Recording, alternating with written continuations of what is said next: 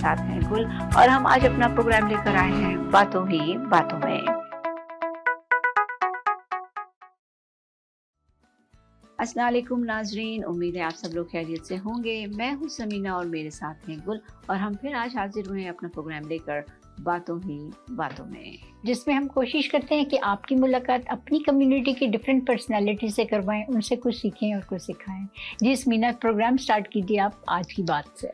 गुल आज की बात में मैं ये कहना चाहूँगी कि जिस तरीके के हालात हो रहे हैं, मेरा मानना यह है कि आजकल लोग इंटरेस्ट रेट जब से बढ़ गए हैं, लोग बड़े परेशान हैं। तो मेरा मानना यह है कि हमें जैसे इमरान खान कहते हैं ना, घबराना नहीं है। हमें घबराना नहीं है और हमें जो है ना अपने हालात को देखते हुए हमें अपनी प्लानिंग करनी चाहिए, ठीक है ना। तो हम लोग को चाहिए कि हम अपने फाइनेंशियल प्लानिंग करें। हमें जो प्रॉब्लम्स आ रही हैं, हम जारी बात है, हम औरतें हैं या मर्द हैं, ग्रोसरीज के लिए जाते हैं तो हाइक देखते हैं तो हम घबरा जाते हैं कि अब क्या होगा, कैसे मीना हर चीज़ की ना प्राइसेस देखें कितनी ज़्यादा, बहुत ज़्यादा बढ़ गई है। जी मीना, एक तो ये समझ ही नहीं आती, देखिए ना, एक तरफ प्रॉपर्टीज़ की प्राइसेस कितनी ज़्यादा रिड्यूस हुई हैं और दूसरी तरफ इंटरेस्ट रेट बढ़ गया। तो वो मतलब इस चीज़ का कुछ समझ ही नहीं आती कि ये क्या इसका वो होगा कि एट द एंड मुझे लगता है कि बात वहीं की वहीं है। बात तो वहीं की वहीं है, लेकिन बिल्कुल देखो, हम लोग जो है ना यहाँ पर एक तबका जो है, हम लोग सब आम आदमी जो है वो सिर्फ प्रॉपर्टी देखता है कि प्रॉपर्टी खरीदनी है, प्रॉपर्टी लेनी है, प्रॉपर्टी बेचनी है, राइट। प्रॉपर्टी के राय बढ़ गए। जिनके घर में जो रह रहे हैं, सालों से रह रहे हैं, उनके जो फिक्स रेट्स हैं उनके ऊपर कोई फर्क नहीं पड़ा है। लेकिन इसके लिए हमें जो है ना बहुत समझ और सोच से, क्योंकि 80% लोग प्रॉपर्टी एक प्रॉपर्टी, लेकिन और भी कितनी चीज़ें हैं, राइट। तो वो इसके लिए नाजरीन हम यहाँ पर आपकी मुलाकात कराएंगे आज हमारे फाइनेंशियल प्लानर से, जिसके बारे में मैं आपको बाद में बताती हूँ। लेकिन आज मैं जो है ना पहले, क्योंकि पहला सेशन होता है हमारा गुल का, तो गुल से पहले बात कर लूँ क्योंकि आज फिर मुझे एक सवाल आया है और वो लोग जो हैं माशाल्लाह अब हमारे इंतज़ार कर रहे होते हैं कि समीना आएंगी और हमारे सवाल का जवाब गुल से लेके देंगी। तो एक खातून ने मुझसे ब्रशेस के बारे में पूछा है, तो पहले मैं ये पूछ लूँ कि इसके बाद फिर मैं आपको आज जो हमारा टॉपिक है उसके ऊपर बात करूँगी। तो आप मुझे बताएं, उन्होंने पूछा है कि किस किस्म के ब्रशेस किसको यूज़ करना चाहिए। वो कहने मैं जब भी बार ब्रश यूज़ करती हूँ मेरे बाल टेंगल हो जाते हैं, तो प्लीज़ मुझे बता दें कि मैं कौन से ब्रशेस यूज़ करूँ। जी मेरा, वैसे देखा जाए तो बात वही आ जाती है कि एक बहुत कॉमन सी ये बात है, बिल्कुल डेली रूटीन की बात है, मगर हमेशा कंफ्यूज रहते हैं लोग कि किस टाइप के ब्रशेस खरीदे जाएं, स्टाइलिंग के लिए कैसे लिए जाएं, डेली रूटीन में यूज़ करने के लिए कैसे लिए जाएं, ब्रश ज़्यादा करना चाहिए या नहीं करना चाहिए इवन। अच्छा। ये होता है। तो अब देखिए, सबसे पहली बात तो ये कि ब्रश बालों में बहुत ज़रूरी है कि पहले आपको पता है बैक होम में तो हम लोग कितनी रूटीन से ब्रशेस करते थे। हाँ, हम लोग सुबह भी करना, शाम में भी करना, कहीं कहीं मरतबा करना। यहाँ पर मैंने देखा है कि इतना कम ट्रेंड है यंगस्टर्स में, वो सारा दिन हेयर ब्रश ही यूज़ नहीं करते। फिर जब करते हैं तो बाल टूटते हैं तो परेशान हो जाते हैं। अब ये भी उसमें आ जाता है कि क्या ब्रश करने से बाल ज़्यादा टूटेंगे, तो इसलिए हम ब्रश नहीं करते। ये बिल्कुल गलत बात है। हेयर ब्रश बहुत मतलब ज़रूरी है, आपको करना चाहिए, बल्कि 2-3 मरतबा करना चाहिए। ये बहुत, क्योंकि ब्लड सर्कुलेशन के लिए। हम और तो कुछ ऐसे नहीं, लेकिन जब हम ब्रश करते हैं, और ब्रश कोई ऐसा नहीं है कि जल्दी जल्दी से किया और बस बाल संवार के और छोड़ दिया, नहीं। ब्रश करने का मकसद कुछ और है, इसलिए हमें ब्रशेस की सिलेक्शन बहुत इम्पोर्टेंट है। अच्छा। कि किस टाइप के हेयर में किस टाइप का ब्रश यूज करना चाहिए। अच्छा। सबसे पहले तो आ जाता है, जैसे फाइन हेयर होते हैं हमारे, फाइन हेयर के लिए हमेशा सॉफ्ट ब्रश यूज करें। अच्छा, ठीक है। और सॉफ्ट ब्रश यूज़ करने के लिए आपने देखा होगा कि ब्रशेस में ना डिफरेंट टाइप्स के ब्रिस्टल्स डिफरेंट टाइप के होते हैं।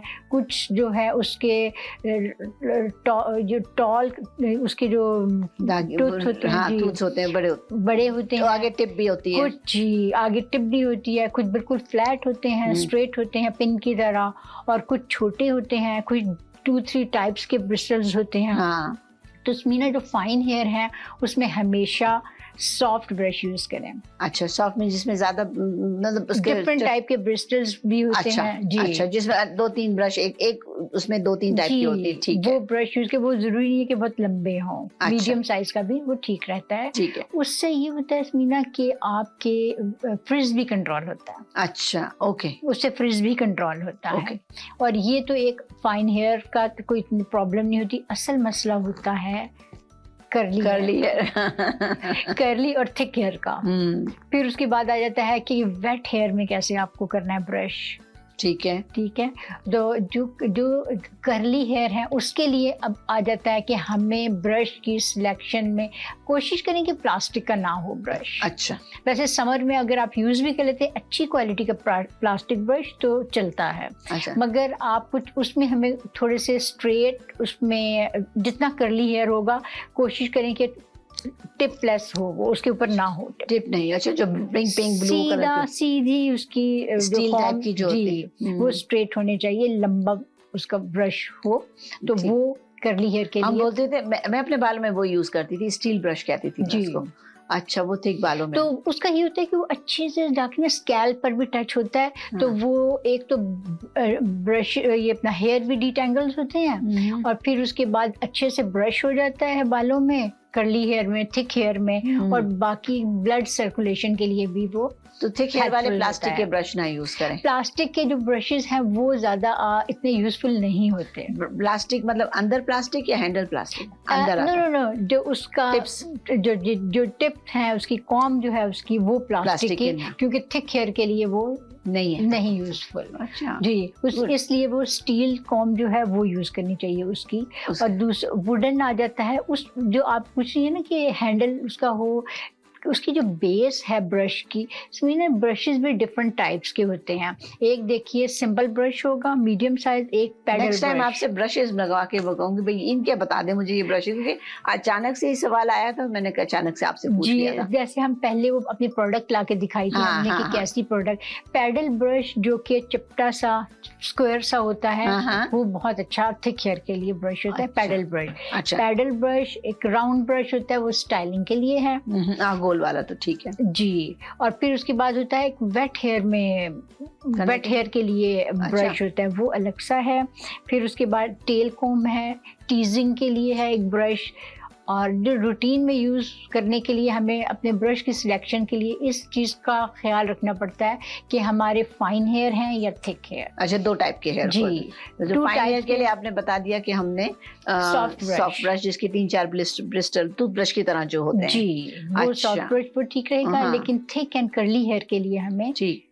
वो मुझे याद है पैडल जब ब्रश। हम यंग होते थे ना, तो हम लोग 100 दफा बालों में ब्रश करते थे। जी, 100 times count कर वो देते एक ट्रेंड था कि 50 टाइम्स और 100 टाइम्स, हाँ। और उसका मकसद उसको सिर्फ भी ये बाल था उल्टा करके भी करते थे। ब्लड सर्कुलेशन के लिए। उसका वो फन में भी हम कर रहे होते थे, और एक ट्रेंड होता था कॉलेज में, हाँ। मतलब आपस में फ्रेंड्स इस चीज को भी शेयर करते थे कि 100 टाइम्स करना चाहिए। उसका यही है कि डिफरेंट डायरेक्शन में, और क्योंकि मीना जब आप अपनी नेक बेंड करते हैं और फिर ब्रश करते रहते हैं, आप फील करें बहुत रिलीफ मिलता है आपको, क्योंकि ब्लड सर्कुलेट जब सब भूल गए हैं यहाँ पर कनाडा में आके, तो और चीजों में लग गए हैं, भूल गए जी। हैं। और तभी ना मैं तो देखती हूँ यहाँ पे ब्रश करना ही एक बहुत बड़ा, एक जैसे कहते हैं ना कि बहुत अच्छा सवाल था, और मेरी पुरानी याद ताजा हो गई। मुझे याद है मेरे लंबे बाल होते थे, तो मैं बड़ी स्टील के ब्रश से, बहुत स्टील का ब्रश में हमेशा से अभी भी मैं ढूंढती रहती हूँ, स्टील का ब्रश मिले तो फौरन ले लेती हूँ कि भाई मुझे स्टील के ब्रश ये से स्टील के ब्रश से मैं वही बात एक और दोबारा से क्लियर करना चाहूंगी कि हैंडल जो है वो वुडन होगा। हाँ, वुडन ब्राउन कलर का हमेशा आता था। जी, और फिर उसके ना पेन्स जो है, ब्रिस्टल्स जो है वो उसके हैं, और प्लास्टिक और वो जो है वो वाले वो सॉफ्ट होने चाहिए। ठीक है, तो जिनके प्लास्टिक के ब्रिस्टल होते हैं उनको ज्यादा यूज ना किया जाए। अब वो देखिए मीना, वो इतने स्ट्रांग नहीं होते, और देखिए ना वो आप थिक हेयर में वो यूजफुल ही नहीं होते, वो चुभेंगे, सर पे जाएंगे ही नहीं, वो हो नहीं पाता। और उसमें क्या होता है कि जब सही ब्रश नहीं होता तो आप और बिना टैंगल्स आ जाते हैं बालों में। अच्छा, फिर बाल और टूटते हैं। जी, फिर बाल उलझते हैं और नुचते हैं। नहीं, मुझे सिर्फ इसलिए नाजरीन ये पूछना था कि मुझे एक क्वेश्चन आया, तो मैंने कहा कि जो हमारे टॉपिक चल रहा था फाइनेंस के ऊपर, उसको मैंने इसलिए काटा कि मुझसे मैंने कहा ये मैं भूल जाती हूँ तो फिर ये बात गलत हो जाएगी कि किसी ने सवाल खास करके पूछा था, तो मैं उसका जवाब कोशिश करूँ कि गुल से लेकर आप लोगों तक पहुँचाऊँ, क्योंकि गुल के पास काफ़ी इन्फॉर्मेशन होती है और गुल को सारी बातें बालों की माहिर हैं ये हमारी, और माशाल्लाह हर जगह जानी जाती हैं, तो इसलिए मैंने कहा गुल से आज पूछ ही लो, क्योंकि लोग जो हैं चाहते हैं कि हम उनको ये बताएं। अब हम बात कर रहे थे गुल के हमारे पास जो है आज गेस्ट हैं, तो नाज़रीन आप जैसे कि मैं इन्फ्लेशन की और उसकी बात कर रही थी, तो हमारे पास जो आज आ रहे हैं हैदर साहब, हैदर जी जो हैं वो पहले भी आए थे हमारे शो में और उन्होंने हमें बहुत से टिप्स दिए थे, लेकिन अब जो है ना हम लोगों ने उनसे 2-4 चीज़ें क्वेश्चन से, जैसे विल के ऊपर था, आजकल जो इन्फ्लेशन है उसके ऊपर था, और फ्यूनरल का मुझे बहुत था पूछने का, तो मैंने कहा चले मैं आज उनको बुलाती हूँ, क्योंकि ये टॉपिक बहुत इम्पोर्टेंट है आजकल के दौर में और जो हालात चल रहे हैं। हम अपने नाज़रीन से रिक्वेस्ट करते हैं कि प्लीज़ आप जरा ध्यान से प्रोग्राम देखिए और इसका वो करें, मतलब और नॉलेज लें, अगर नहीं समझ में आ रहा तो दोबारा हमें बताएं, लेकिन बहुत अच्छी चीज़ है, अब अपने घर में भी बैठ के बहुत इम्पोर्टेंट है और हमारे लिए हम बेफिक्र हो गए। हमारी जो है ना, हमें चाहिए कि हम इन चीज़ों के ऊपर देखें, अपनी फाइनेंस प्लानिंग करें, बाकी चीज़ें तो दुनिया में चलती रहती हैं, ये हमारे बीइंग ए मुस्लिम हमारे इस्लाम में भी है कि हमें अपने फाइनेंशियल प्लानिंग करनी चाहिए, हमें हमारे फ्यूनरल का देखना चाहिए, हमें अपने घर बार के लिए देखना चाहिए। तो ऐसा नहीं है कि हम कोई आउट ऑफ द टॉपिक बात कर रहे हैं, बिल्कुल, और जब परेशानी आती है तो फिर हमारे हवाएं असल में मीना हम बाकी चीज़ों की तो प्लानिंग इतनी कर रहे होते हैं, लेकिन ये मतलब बहुत इम्पोर्टेंट बिल्कुल है, क्योंकि इसमें हमारी फैमिली इन्वॉल्व है, हमारे बच्चे इन्वॉल्व हैं आज, और हम हर वक्त बड़े होते जा रहे हैं, राइट। तो बस हमारी तो इसलिए हमें नाज़रीन अभी मैं लूँगी एक छोटा सा ब्रेक के बाद आती हूँ और फिर आपकी मुलाकात कराती हूँ हैदर साहब से। और हैदर साहब जो हैं एक फाइनेंशियल प्लानर हैं, ये काफ़ी कुछ करते हैं, इनके अपने और दूसरे भी बिजनेसेस हैं, लेकिन ये आजकल फाइनेंस में देख रहे हैं और लोगों को कोशिश होती है इनको कि वो सबको बताएं इसके बारे में। तो मिलते हैं एक ब्रेक के बाद हैदर साहब से। वेलकम बैक नाजरीन। जैसा कि ब्रेक पे जाने से पहले मैंने आपसे कहा था कि आज फिर हम जो है हैदर साहब को यहाँ बुलाएंगे और आपके बारे में आपको बताएंगे कि फाइनेंशियल क्राइसिस जो आजकल आए हुए हैं उनके बारे में भी, और एक दो पुरानी और बातें जो हमारी पिछले शो में रह गई थी उसको हम आज कंटिन्यू करेंगे। तो वेलकम बैक हैदर साहब, कैसे हैं आप? अल्लाह का शुक्र है, थैंक यू, बहुत शुक्रिया। आपका बहुत बहुत शुक्रिया कि आप दोबारा आए, और मुझे मालूम है आप लोग बिजी होते हैं, लेकिन ये जो टाइम था कि हम चाह रहे थे कि आजकल इतने फाइनेंशियल क्राइसिस दोबारा आ गए हैं, लोग परेशान हो गए हैं, तो आप आए हैं, आप थोड़ा सा हमारे नाजरीन को बताएं कि किस तरीके से लोगों को जो है ना इस क्राइसिस से निकलना चाहिए। तो सबसे पहले तो आप मुझे ये बताओ कि आप किस तरीके से, किस टॉपिक से आप स्टार्ट करना चाहोगे? आपको बस इतने मेरे पास टॉपिक है कि मैं शुरू करूंगी तो ख़त्म ही नहीं होगा, फिर एंड में वही होगा कि टाइम नहीं मिलता, राइट गुल? तो आप मुझे ये बताएं। हाँ, जो कल से एक बड़ा सिटी में टॉक ऑफ द टाउन हुई है, हंगामा है कि इन्फ्लेशन और बढ़ गया है, इंटरेस्ट रेट एकदम से 1%। तो बात यह है कि अगर आप जो फाइनेंस के एक्सपर्ट्स हैं, वो मैं ही नहीं और लोगों के पास भी जाएंगे, बैठेंगे, तो उसमें बहुत से ऐसे आपको वो रास्ते बताएंगे, ऐसी चीज़ें हैं कि ये बजाय मुश्किल के एक कह लीजिए कि अपॉर्चुनिटी उनको दिखेगी कि ये तो अपॉर्चुनिटी है ये, हाँ, कि जिसमें आप अपने पैसों को और ज़्यादा किस तरह से सेव कर सकते हैं, कैसे फ्यूचर के लिए और उसमें प्रॉफिटेबिलिटी बढ़ा सकते हैं। ये सारी चीजें हैं जब आप किसी फाइनेंशियल, इसका मतलब ये है कि इस इन्फ्लेशन से घबराना नहीं है। नहीं, बिल्कुल नहीं, घबराना नहीं है। घबराना नहीं है। तो अब आप मुझे बताएं कि अब तो पहले मैं ये सवाल पूछूंगी जो है कि जो अब इंटरेस्ट रेट बढ़ गया, तो क्या जाएं, किस तरीके से जाएं लोगों के पास? What should they do? क्या पूछें उन लोगों से? किस देखिए उनसे यही पूछें कि भाई हमारी ये मॉर्गेज अब ज्यादा हो रही है, राइट, तो इसकी क्या अपॉर्चुनिटी है, हम किस तरह से इसको रीफाइनेंस करा के और कहाँ पर इसको इन्वेस्ट करें ताकि वो बढ़े हुए जो $400-500 हैं उसको हम कहाँ से रिकवर करें, कैसे रिकवर, सो उसके सब रास्ते हैं बहुत से। तो लोगों को मतलब नॉलेज नहीं है। बिल्कुल, मॉर्गेज तो बहुत बढ़ जाएगी अभी। बिल्कुल मॉर्गेज बढ़ जाएगी, और मेरे ख्याल से जिनकी वेरिएबल बढ़ेगी ना, फिक्स वालों की तो नहीं है। हाँ, फिक्स वालों की तो नहीं है। शुक्र, जो फिक्स जिनकी फिक्स मॉर्गेज है उनके लिए सुकून का सांस है कि उनकी मॉर्गेज अच्छे रेट पे अगर उनकी मिली भी है, जैसे 2% 2% पे भी मिली हुई है लोगों को, तो वो जो है बिल्कुल भी नहीं बढ़ेगी। और मेरे ख्याल से ये इन्फ्लेशन एवरी 3-4 इयर्स तो लाते ही हैं, यहाँ मैंने जब से देख रही हूँ। ये इन्फ्लेशन नहीं, ये जो चल रहा है सर्किल 7-8 साल में आता ही आता है। इसको तो वो नहीं होता। और देखिए इंटरेस्ट रेट भी, वो इकोनॉमिक्स की बड़ी डिटेल्स हैं तो वो यहाँ डिस्कस करने का फायदा नहीं, लेकिन नटशेल ये है कि बढ़ाते इसीलिए उसको इन्फ्लेशन को कंट्रोल करने के लिए, अच्छा, महंगाई को कंट्रोल करने के लिए बढ़ाते हैं। अच्छा, लेकिन जहाँ तक हम आम आदमी का ताल्लुक है, अगर हम कहते हैं कि 3% से 5% हो गया इंटरेस्ट, राइट, लेकिन और घर की प्राइस कम हो गई है, लेकिन अगर देखा जाए तो मारा तो बंदा ही जाता है ना, कि उनको गवर्नमेंट को तो लाख पर 3% मिल रहा था, 7 लाख पे उनको 5% मिल रहा है, उनको तो कोई नुकसान नहीं हो रहा, पब्लिक को नुकसान हो रहा है। तो पब्लिक को चाहिए कि जो आपकी मॉर्गेज में जहां से आप निकाल सकते हैं पैसे, और उसी में से आप भी गवर्नमेंट को $400 या $200 जो भी आपके बढ़ गए अपने रीफाइनेंसिंग करा के जो भी आप कर सकते हैं, you can have some benefit. देखिए कनाडा काफी वेल मैनेज्ड कंट्री है फाइनेंस के हिसाब से, और वो ये बात नहीं है कि पब्लिक को कोई मतलब मुश्किल में डालने के लिए, परेशान करने के लिए ये वाला काम करते हैं। वो करते ही इसीलिए हैं कि महंगाई को कंट्रोल करें।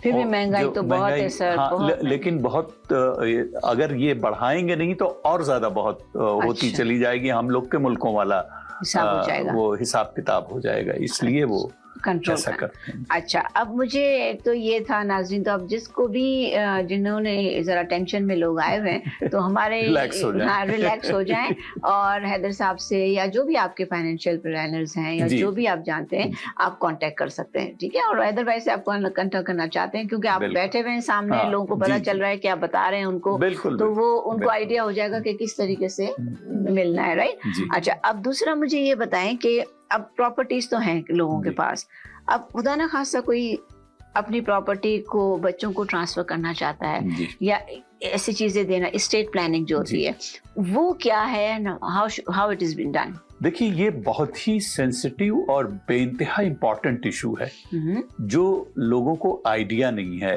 एक्चुअली हम लोग एक तरह से समझिए फर्स्ट जनरेशन इमिग्रेंट हैं, तो हमें लोगों की सुनी सुनाई या अब जो लोग पास अवे होना शुरू हो रहे हैं तो उनको वो एक्सपीरियंसेस हो रहे हैं, उससे सीख रहे हैं।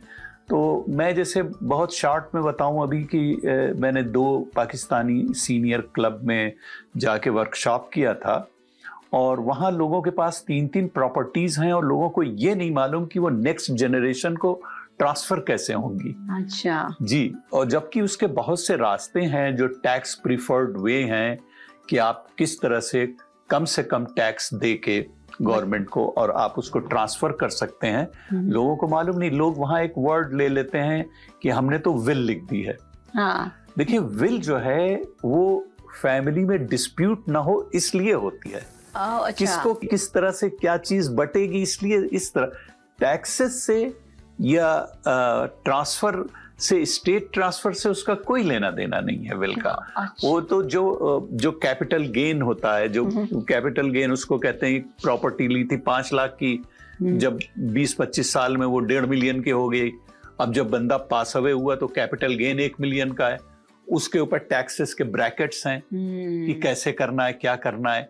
तो उसके ऊपर प्रोबेट की यहाँ फीस होती है ओंटारियो गवर्नमेंट की। तो ये सारी नॉलेज आदमी को रखनी चाहिए तो फिर इजीली, अदरवाइज ज्यादा से ज्यादा पैसा जो है वो टैक्सेस में चला जाएगा गवर्नमेंट, फिर लोग गवर्नमेंट को बुरा भला कहने लगते हैं। हाँ, तुमको लॉ जब लोगों को नहीं मालूम है तो जाहिर सी बात है गवर्नमेंट तो वो उनके पैरामीटर्स बने हुए हैं और टैक्स उन्हें लेना ही लेना है, तो वो उस तरह कर लेते हैं। जब जाता है, जब दिल दुखता है, जब आ रहा होता है तो दिल नहीं दुखता। हाँ, जब चाइल्ड बेनिफिट आ रहे होते हैं, ये होते हैं तो कुछ नहीं लोगों को होता है। हाँ, बड़े हाथों से 2-2 हाथों से ले रहे होते हैं। बिल्कुल। लेकिन अगर उसी को प्लान कर दें तो बहुत ही बेहतर वे में होगा। अदरवाइज मैंने कितनी फैमिलीज को देखा है कि इन द एंड वो बच्चों को घर बेचना पड़ता है और फिर उसके बाद उसका जो है वो डिस्ट्रीब्यूशन होता है। हाँ, क्योंकि टैक्स तो देना ही देना है, उससे बच नहीं सकते हैं। लेकिन पहले ही से अगर उसे प्लान कर लिया तो नॉमिनल टैक्स अफोर्डेबिलिटी के साथ वो करके बच्चों को ट्रांसफर हो जाती, बच्चे भी खुश। अच्छा, फिर उन्हें बेचना हो तो आराम से बेच दें, अच्छे प्राइस पे या जी, कुछ भी। ठीक है, तो ये तो अच्छी देखिए ना, जैसे अभी आप कह रहे हैं कि बिल एक डिफरेंट चीज है। जी बिल्कुल, ठीक है? बिल्कुल और आपने सही कहा। बाकी जो है वो गवर्नमेंट की तरफ से वो तो इसके लिए क्या चीज मतलब करना होगी कि वो पहले ये तो मतलब आप अपनी लाइफ में ही विल लिखवा लेते हैं ना, जी बिल्कुल। तो वो कैसे किया जाएगा? देखिए, विल जो है 2-3 तरह से, जैसे कुछ प्रोडक्ट्स हैं प्रोटेक्शंस के जिसमें विल जो है वो फ्री में है, तो लोग जब हमें कांटेक्ट करते हैं तो उनको बता देते हैं, एजुकेट कर देते हैं कि भाई ये वाला प्रोडक्ट आप ले लीजिए, तो इसमें ये एक्स्ट्रा फायदा है आपको। अच्छा। जो आप, हाँ, क्योंकि विल भी जो है, देखिए अगर अपडेटेड विल नहीं है तो वो as bad as no will है। अच्छा जी, अपडेटेड होनी चाहिए हमेशा। अपडेटेड का मतलब आपकी कोई चीज प्रॉपर्टी बढ़ गई, आपकी कोई चीज हो गई, आपकी किसी बच्चे की शादी हो गई, जो भी हो गई, बच्चों की एजेस चेंज हो गई, तो वो आपको अपडेट करनी है विल। वो यही बात है ना कि लोगों को एजुकेट करना ही काम है, और एजुकेट जब वो ही कर सकता है जो ठोकर खाता है। और यहाँ पर यही हो गया, अब जैसे आप कह रहे थे कि अब फर्स्ट जनरेशन है हम लोग, तो हम लोग को हम ठोकर खा खा के बहुत कुछ सीखे हैं यहाँ पर। अब हमारे बच्चे, हमारे बाद जो आ रहे हैं ना, उनके हमने सिखा दिया उनको कि भाई ऐसे नहीं, ऐसे करना है। फिर वो बाहर मार्केट में होते हैं तो देख लेते हैं, लेकिन जो हमारे जैसे पहले के लोग हैं बेचारों ने काफी, उन्हें अपने बताया ठोकरे खा खा के सीखते हैं। लेकिन अब माशाल्लाह जो है ना, बच्चे होशियार हैं, लेकिन माँ बाप भी अभी तक उनको समझने की जरूरत है। अच्छा, अब दूसरा मुझे एक और खास बात ये पूछना है विल के हवाले से, कि अगर हमारे यहाँ पर कोई वैसे ही विल बनाना चाहे, तो वो भी आप लोग करते हो? जी बिल्कुल। तो उसमें क्या इस्लामिक तरीके की और ये सारी चीजें? देखिए, वो तो आपके ऊपर है। यहाँ जो है उसके फॉर्मेट्स और सारी चीजें आपके ऊपर है कि आप इस्लामिक तरीके से करती हैं या कैसे। अगर उस तरीके की विल मौजूद है तो डिस्ट्रीब्यूशन उसी तरह से होगा। नहीं मौजूद है तो फिर तो जो गवर्नमेंट के रूल्स हैं उस हिसाब से, जी उस हिसाब से। क्योंकि यहाँ पे बहुत से लोगों का ये एक बड़ा मसला होता है कि हमें इस्लामिक विल चाहिए, इस्लामिक विल चाहिए, राइट? क्योंकि हमारे यहाँ हमारा अल्लाह ज्यादा बेहतर जाता है, तो इस्लामिक वे में लिख दें, उसका कोई इशू नहीं है, वो मानी जाएगी। 2% 2.5% है, वो जो भी है वो तो इस तरीके से वो लिख दें। और आजकल तो बच्चे भी एजुकेटेड हो गए हैं, वो लोग समझते हैं कि क्या है क्या नहीं है, लेकिन हमारे मजहब में है तो फिर है ना। अच्छा, तो अब मुझे ये 2 बातें तो खास समझ में आ गई कि भाई ये है। तीसरी एक बात आपने कहा कि चाइल्ड, हम अभी बात कर रहे थे कि चाइल्ड बेनिफिट वगैरह आता है, आपने हमें पहले भी बताया था शो में कि जब चाइल्ड बेनिफिट आता है तो प्लीज उसको संभाल के खर्च करें, बच्चों के लिए इसको रखें, बच्चों को रिच उससे बना दें। हाँ, उससे बना रहे। तो वो भी नाजरीन साहब बताते हैं, उसके लिए भी आप पूछ सकते हैं, क्योंकि मैंने देखा है बहुत से पेरेंट्स जो है ना, वो जब बच्चों के पैसे आते हैं तो इतना उस तरफ नहीं डालते, जमा करते। बट ठीक है, उनकी जरूरियातें होती हैं, ये मैं नहीं कहता हूँ, लेकिन उसका एक पार्ट उनके लिए हाँ, यही मैं कहना चाह रही थी। अगर 100 मिल रहा है तो 25 तो डाल दो। जी बिल्कुल बिल्कुल, राइट। अगर $100 मिल रहे हैं आपको बच्चों के, तो आप 25 डाल दो, ताकि आप भी खुश, आपके जाहिर बात है बच्चों को बड़ा करने के लिए खर्चा तो चाहिए ना, और इसीलिए दिया जाता है कि बच्चों के खर्चे होने चाहिए। देखिए, बिटवीन 400 to 600 मिलते हैं। अच्छा जी बिल्कुल, आजकल तो उसमें से अगर जो आप परसेंटेज बता रही हैं उस हिसाब से उससे भी नीचे कर दीजिए, तो अगर 100 से 150 के बीच बच्चे के लिए आपने डे 1 से रख दिया, तो उसकी एजुकेशन से लेके उसके आगे का फ्यूचर सब कुछ कवर अप हो जाएगा। सैप की लोन्स वगैरह जो मिलती है वो ताड़ना बड़ा मुश्किल होता है। तो आप नहीं समझते कि मैंने एक बात यहाँ मैं आपको पूछूंगी कि जब बच्चों के लिए माँ बाप डालते हैं, ठीक है, RSP में डाल दिया, कहीं भी डाल दिया, अभी इस मुल्क में हर 7-8 साल बाद रिसेशन आ जाता है, तो वो पैसा फिर कहाँ चला जाता है? नहीं, हो जाता। वो देखिए, लॉन्ग टर्म में जो है पैसा जो है लॉन्ग टर्म में ज्यादा मिलता है, मजबूत हो रहा होता है। अच्छा जी, क्योंकि जहाँ तक मेरी समझ है, मैंने सुना था, हमने बच्चों के लिए इतना जमा किया, अभी रिसेशन आ गया, हमारे पैसे खत्म हो गए, तो यहाँ वो सही जगह नहीं डाले थे, सही जगह नहीं डाले थे, इसलिए हुआ। अदरवाइज मैं बहुत जल्दी से बता दूं, थोड़ी सी टेक्निकल बात है, लेकिन नाजरीन को शायद पसंद आएगा और वो उसको नोट भी कर लेंगे देखिए आइंस्टीन का एक रूल है, रूल ऑफ 72 कहते हैं उसे। वो ये है कि जो भी रेट ऑफ रिटर्न है उससे आप उसको 72 को डिवाइड कर दीजिए तो उतने साल में आपका पैसा दुगना हो जाएगा।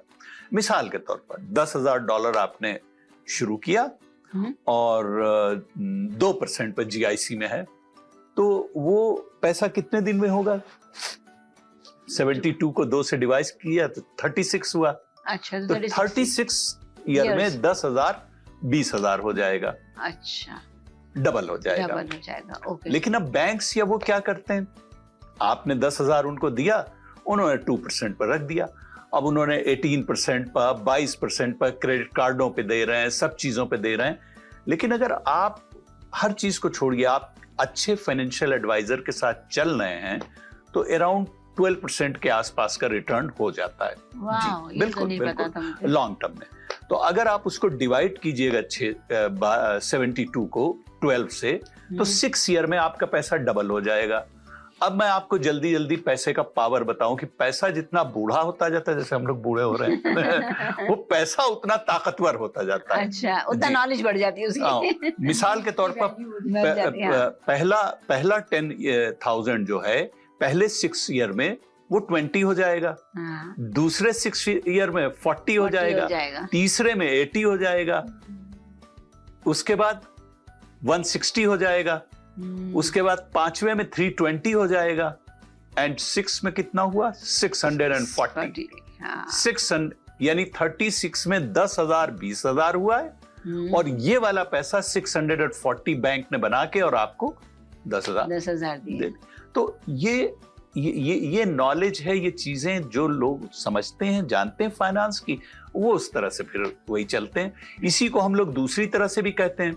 मिसाल के तौर पर ये बात मैंने बताई कि 29 ईयर का अगर कोई है, उसने ये स्टार्ट किया अपने रिटायरमेंट के लिए, 66 में रिटायर हुआ, तो ये कितना बड़ा 640 बनाना। और इसी बंदे ने अगर 23 की एज पे स्टार्ट कर दिया तो ज्यादा बन गया, तो 640 का दुगना कितना हुआ? 1280, 1.3 मिलियन के आसपास हो गया, अगर उसने 6 साल पहले शुरू कर दिया था। तो जितना जल्दी शुरू की जाएगी आपकी बचत, उतने ज्यादा आप एंजॉय करेंगे। तो जो आपका सवाल था इन्फ्लेशन वाला, वो खत्म हो गया यहाँ पर। ठीक है, अच्छा, तो ये है ना नाजरीन, तो बहुत अच्छा लगा। मुझे लगता है नाजरीन को भी बात समझ में आई होगी। अगेन आपको नहीं समझ में आई तो हमें बताइए, हम एक और सेमिनार करेंगे। मुझे बड़ा मजा आता है ये सब सुनने के लिए।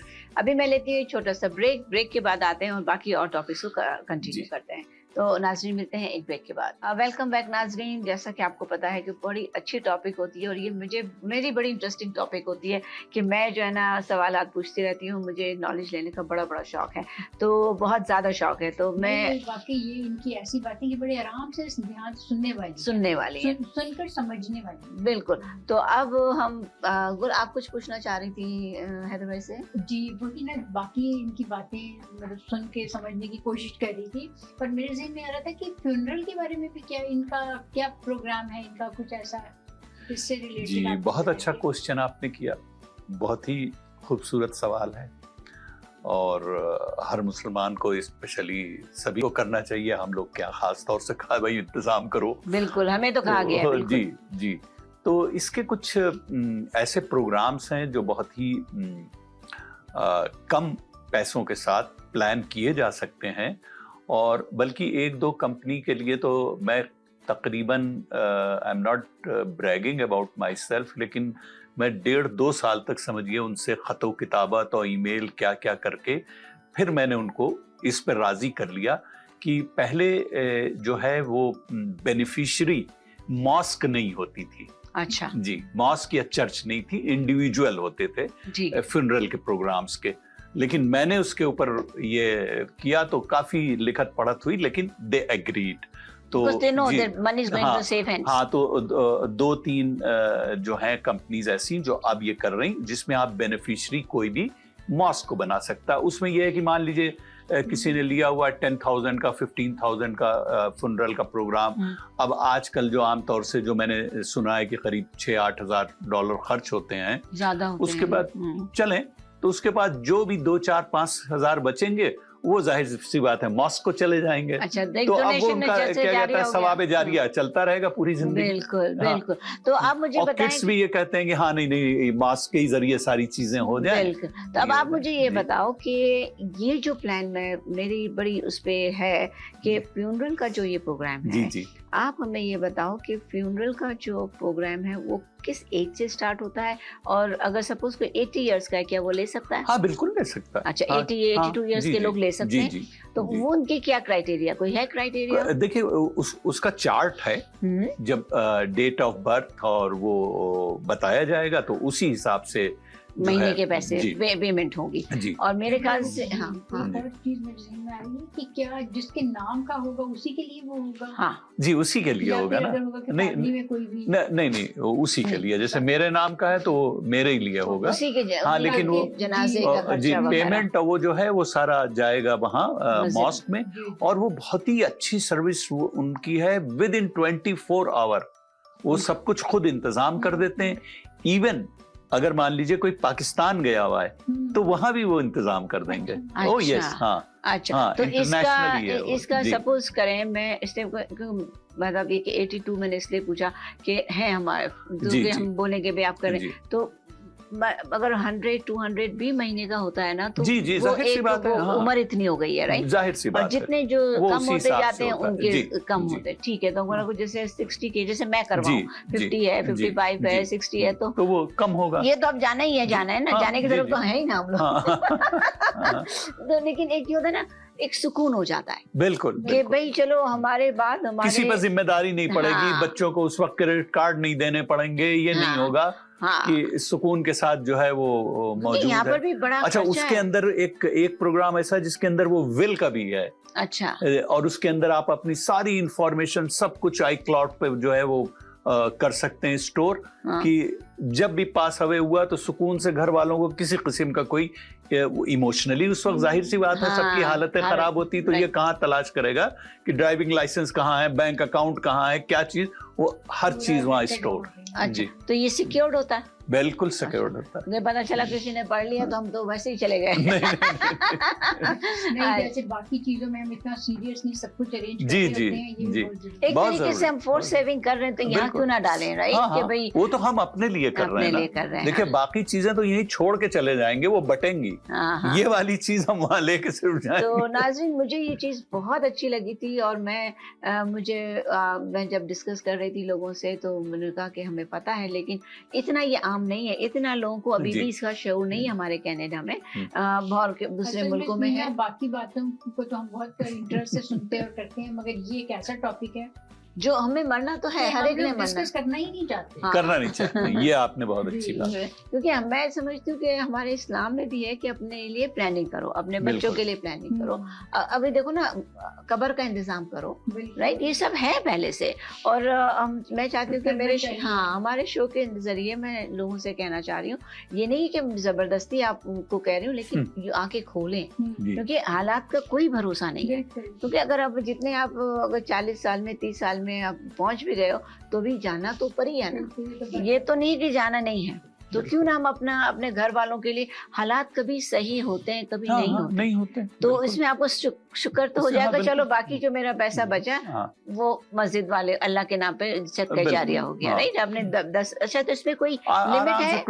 नहीं, कुछ लोग 10 का कराते हैं, 15 का है, 25 का है। अच्छा, अफोर्डेबिलिटी ये जो सारी चीजें हैं, आप जितना आप दे सकते हो, हम लोग बता देते हैं कि अब वो ऑप्शन दे देते हैं, चूज करना बंदे का काम होता है। तो इसमें ये होता है कि कोई बीमारियां आप देखते हैं, इसलिए पूछूं कि इंश्योरेंस में और होता है ना, तो इसमें आमतौर से गारंटीड इशू है। अच्छा, मुझे कि नहीं आपको ये बीमारी है तो आपके पैसे बढ़ गए या ये बीमारी, ठीक है, क्योंकि वो होता है ना कि सब चीजें मालूम करनी पड़ती जी।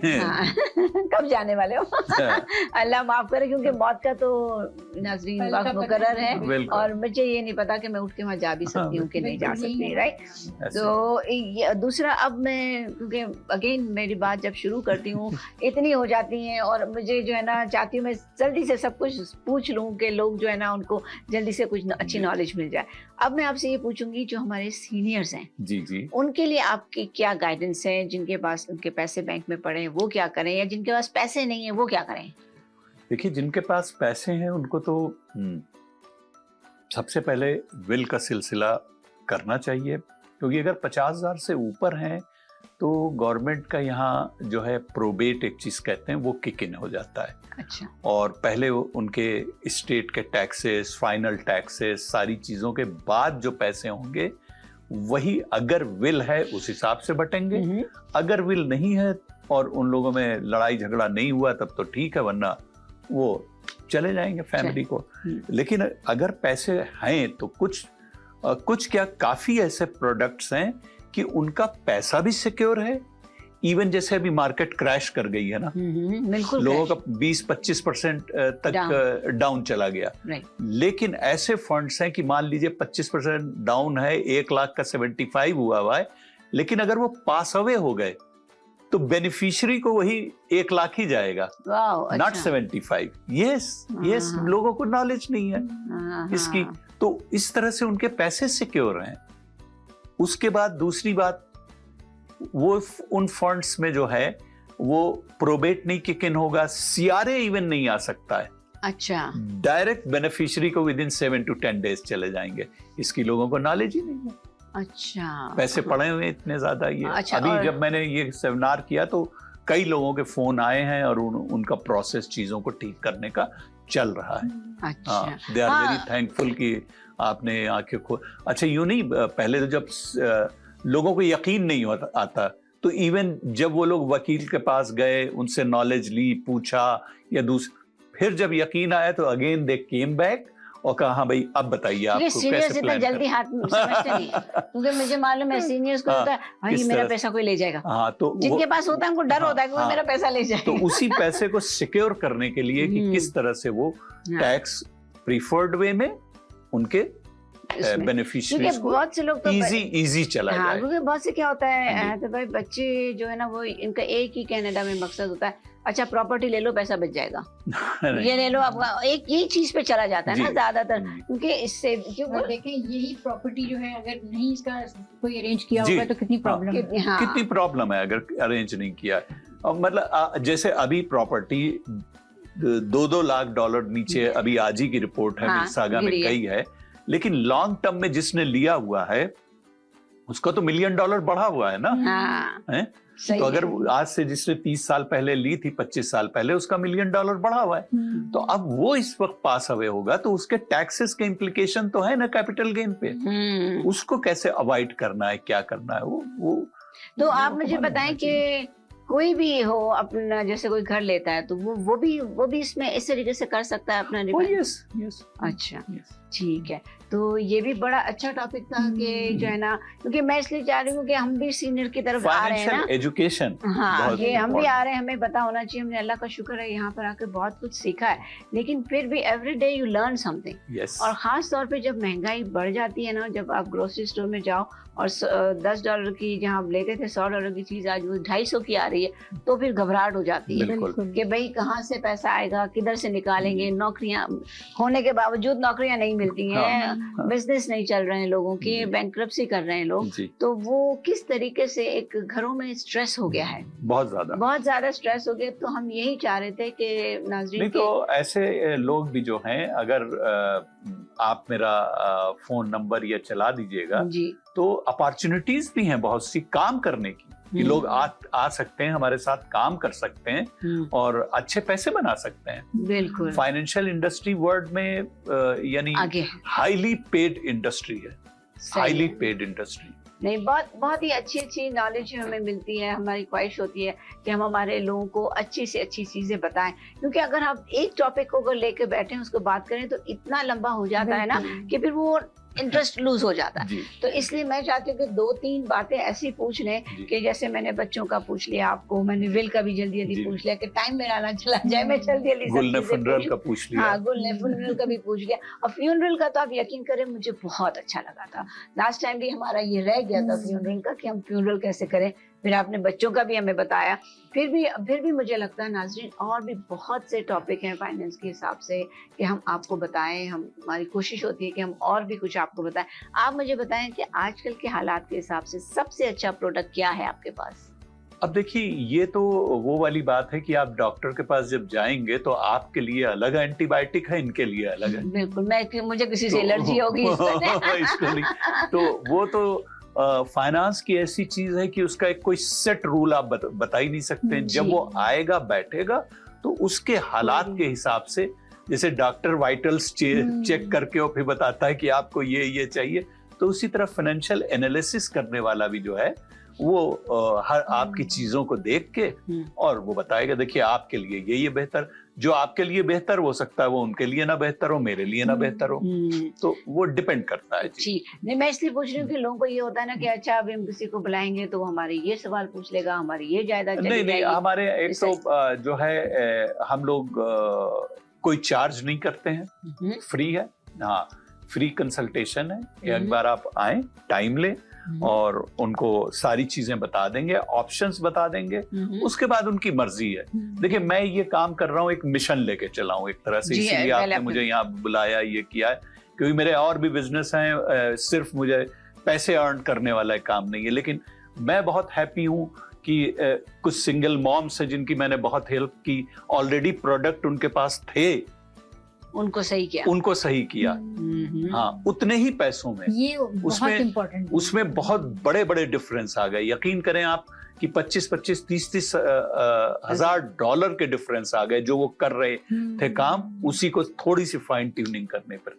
तो इसीलिए मैं चाह रही थी ना कि आप ऐसा लोगों को बताएं कि भाई ठीक है, हम लोग जो है ना अभी भी वी नीड नॉलेज, क्योंकि लोगों के पास चीजें हैं, ऐसा नहीं जैसे इंश्योरेंस है तो इंश्योरेंस तो लेनी है, ले रहे होते हैं लोग, समझ रहे होते हैं, बच्चों के लिए भी संभाल रहे होते हैं, उनको करेक्ट करना होता है। मैं समझती हूँ अपने कीमती टाइम में से अपना थोड़ा सा और टाइम निकाल कर जरूर कंसल्ट करें। बिल्कुल। और तो बस यही है, आपका बहुत बहुत शुक्रिया, आपने बहुत कुछ हमें बताया आज।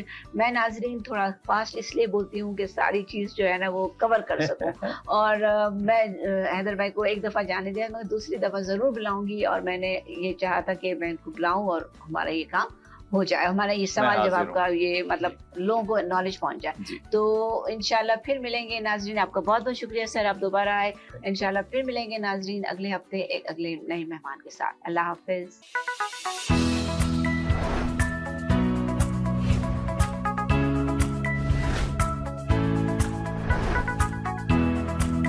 मैं हूँ समीना और मेरे साथ हैं गुल, और हम आज अपना प्रोग्राम लेकर आए हैं बातों ही बातों में।